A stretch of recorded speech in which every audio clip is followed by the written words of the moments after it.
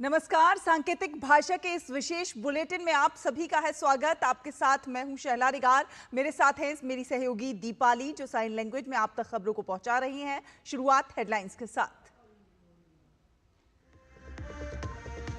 विदेश मंत्री doctor S Jaishankar ने यूरोपीय संसद के सदस्यों से की मुलाकात। द्विपक्षीय संबंधों और वैश्विक मुद्दों पर की चर्चा।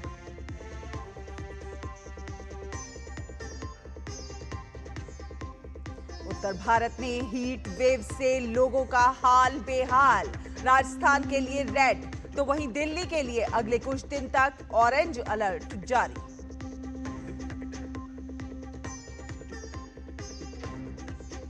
लॉस एंजलिस में विरोध प्रदर्शन जारी। ट्रंप ने प्रदर्शनकारियों को बताया राष्ट्रीय सुरक्षा को खतरा। सेना भेजने के फैसले का किया बचाव।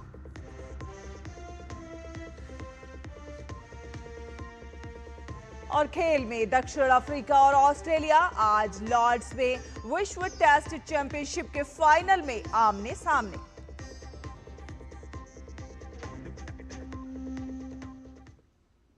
तो खबरों को देखते हैं विस्तार से। ऑपरेशन सिंदूर के बाद पाकिस्तान प्रायोजित आतंकवाद के विरुद्ध भारत के कड़े रुख से दुनिया को अवगत कराने के लिए भेजे गए सर्वदलीय प्रतिनिधिमंडलों से प्रधानमंत्री नरेंद्र मोदी ने कल मुलाकात की। प्रतिनिधिमंडल ने इस दौरान प्रधानमंत्री मोदी के साथ अपने अनुभव साझा किए। केंद्र सरकार पहले ही उनके कार्यों की प्रशंसा कर चुकी है। इन 7 प्रतिनिधिमंडलों में 50 से अधिक वर्तमान सांसद शामिल थे। साथ ही साथ पूर्व सांसदों एवं पूर्व राजनयिकों का भी इनका सदस्य बनाया गया था। इन प्रतिनिधिमंडलों ने 33 देशों की राजधानियों और यूरोपीय यूनियन की यात्रा की।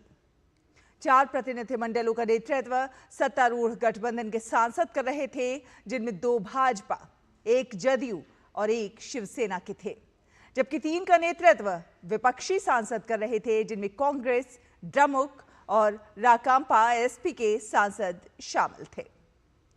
भाजपा सांसद रविशंकर प्रसाद और बैजयंत पांडा, कांग्रेस के शशि थरूर, जदयू के संजय झा, शिवसेना के श्रीकांत शिंदे, द्रमुक की कनिमोई और राकांपा एसपी की सुप्रिया सुले ने इन प्रतिनिधिमंडलों का नेतृत्व किया। प्रधानमंत्री नरेंद्र मोदी ने सोशल मीडिया प्लेटफॉर्म एक्स पर लिखा कि विभिन्न देशों में भारत का प्रतिनिधित्व करने वाले विभिन्न प्रतिनिधिमंडलों के सदस्यों से मुलाकात की और शांति के प्रति भारत की प्रतिबद्धता और आतंकवाद जैसी वैश्विक समस्या के उन्मूलन की जरूरत पर विस्तार से चर्चा की। हमें इस बात पर गर्व है कि उन्होंने प्रभावशाली तरीके से भारत की आवाज को अंतर्राष्ट्रीय मंचों पर प्रस्तुत किया। विदेश मंत्री डॉक्टर एस जयशंकर 7 दिन के विदेश दौरे पर हैं। अपनी यात्रा के दौरान डॉक्टर एस जयशंकर ने ब्रसेल्स में यूरोपीय संसद के सदस्यों से मुलाकात की। सोशल मीडिया प्लेटफॉर्म एक्स पर उन्होंने लिखा कि यूरोपीय संसद के सदस्यों के साथ बातचीत करके बहुत खुशी हुई। एस जयशंकर ने लिखा कि भारत यूरोपीय संघ के मजबूत संबंधों के लिए उनके समर्थन का स्वागत किया। आतंकवाद के खिलाफ खुद की रक्षा करने के भारत के अधिकार के बारे में उनकी समझ की भी सराहना की। उन्होंने ये भी लिखा कि वैश्विक विकास और क्षेत्रीय मुद्दों पर विचारों का भी आदान प्रदान हुआ। विदेश मंत्री डॉक्टर एस जयशंकर ने बेल्जियम में यूरोपीय संघ के विदेश मामलों और सुरक्षा नीति के उच्च प्रतिनिधि काजा कालास के साथ एक संयुक्त प्रेस कॉन्फ्रेंस की। विदेश मंत्री ने कहा कि आतंकवाद के सभी रूपों और अभिव्यक्तियों के प्रति शून्य सहिष्णुता होनी चाहिए। यह भी महत्वपूर्ण है कि हम कभी भी परमाणु ब्लैकमेल के आगे ना झुकें। ये वैश्विक समुदाय के लिए एक साझा और परस्पर जुड़ी चुनौती है और ये जरूरी है कि इस मामले पर मजबूत अंतर्राष्ट्रीय सहयोग और समझ हो।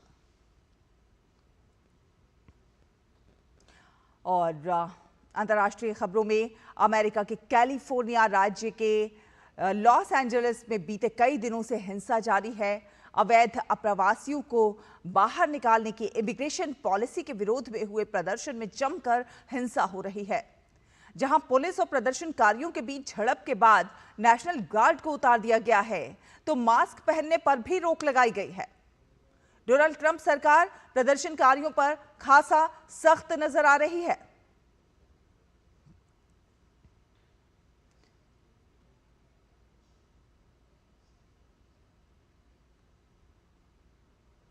बात करें गर्मी की, तो पूरा दिल्ली, एनसीआर समेत समूचा उत्तर भारत इन दिनों भीषण गर्मी की चपेट में है। तमाम शहरों में पारा 40 से 45 को भी पार कर गया है, तो कई राज्यों में गर्मी का रेड, येलो और ऑरेंज अलर्ट भी जारी किया गया है।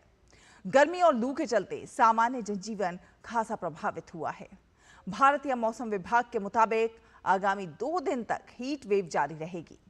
मौसम विभाग ने दिल्ली के लिए ऑरेंज अलर्ट जारी किया है। दिल्ली के तमाम इलाकों में पारा 45 डिग्री को पार कर गया है।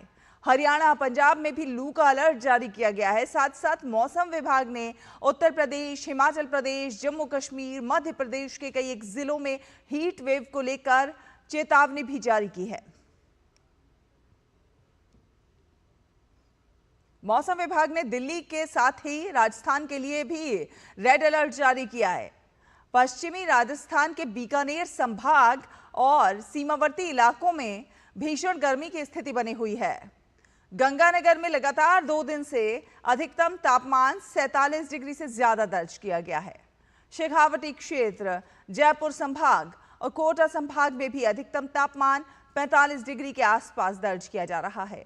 गंगानगर, हनुमानगढ़ और बीकानेर और चूरू के आसपास के इलाकों में भीषण गर्मी की स्थिति अगले 2 दिन तक बनी रहेगी। पूर्वी राजस्थान में भी आगामी 3 दिनों तक लू की स्थिति बनी रहेगी।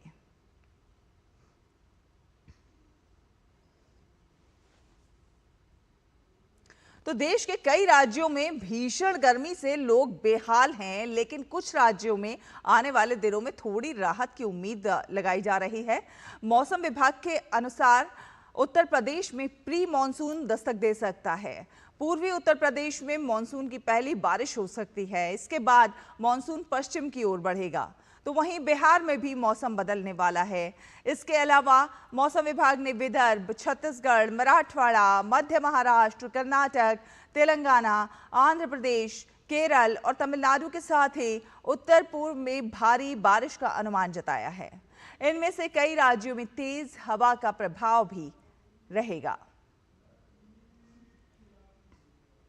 और बात करें खेल की, तो लंदन के ऐतिहासिक लॉर्ड्स मैदान पर आज से ऑस्ट्रेलिया और साउथ अफ्रीका के बीच वर्ल्ड टेस्ट चैंपियनशिप के फाइनल मुकाबले खेला जाएगा।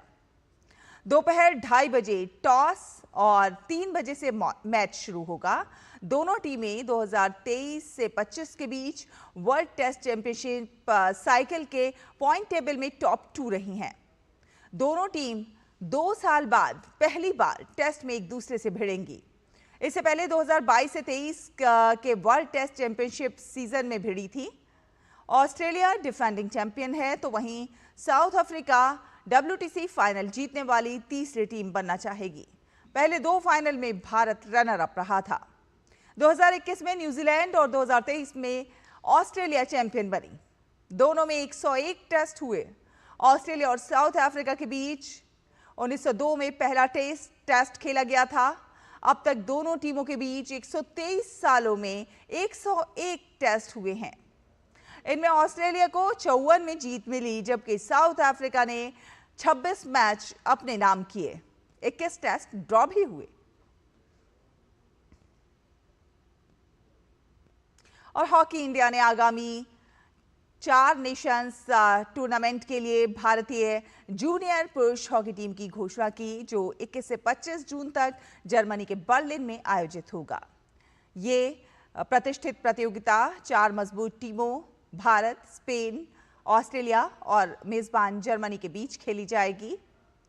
प्रतियोगिता के प्रारूप के अनुसार प्रत्येक टीम एकल राउंड रॉबिन पूल चरण में एक दूसरे के खिलाफ खेलेंगी। इसके बाद शीर्ष 2 टीमें फाइनल में भिड़ेंगी, जबकि तीसरे और चौथे स्थान पर रहने वाली टीमें एक ग्रुप मैच खेलेंगी। ये टूर्नामेंट भारतीय जूनियर टीम के लिए FIH जूनियर पुरुष हॉकी विश्व कप 2025 की तैयारी का अहम हिस्सा होगा, जो इस साल के अंत में चेन्नई और मदुरै में 28 नवंबर से 10 दिसंबर तक आयोजित होगा। भारतीय टीम की कमान अरिजीत सिंह हांडल के हाथों में होगी। डिफेंडर आमिर अली को उप कप्तान नियुक्त किया गया है। तो इसी के साथ इस विशेष बुलेटिन में फिलहाल इतना ही। मुझे, दीपाली को और हमारी पूरी टीम को दीजिए अनुमति। नमस्कार।